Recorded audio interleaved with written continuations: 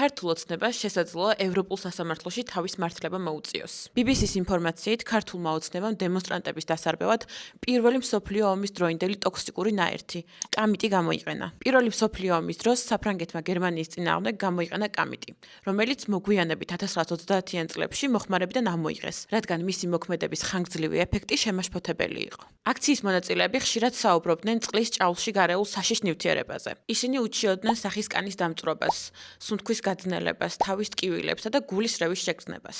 საერთაშორისო სამართლის თანახმად, საპოლიციო ძალებს აქვთ უფლება გამოიყენონ მხოლოდ ისეთი ქიმიური ნივთიერებები, რომელთა მოქმედებასაც მხოლოდ მოკლევადიანი ეფექტი აქვს. თუ დადასტურდა მსგავსი ქიმიური ნივთიერების საკუთარი მოსახლეობის წინააღმდეგ გამოყენება, ეს შესაძლოა გახდეს საერთაშორისო სანქციების საფუძველი. საქმე შეიძლება მივიდეს სისხლის სამართლის საერთაშორისო სასამართლომდეც, იმ მაღალჩინოსნების მიმართ, რომელთა ბრძანებითაც გამოიყენეს ეს ქიმიური ნაერთი. ქართული ოცნება ბრალს უარყოფს BBC-ს დეზინფორმაციის გავრცელებაში ადანაშაულებს და საერთაშორისო სასამართლოში ჩივილით ემუქრება. ფაქტია, რომ დემონსტრანტების ჯანმრთელობა ხანგრძლივად დაზიანდა. ქართულ ოცნებას კი მოუწევს პასუხისმგებლობის აღება საკუთარი ქმედებებისთვის.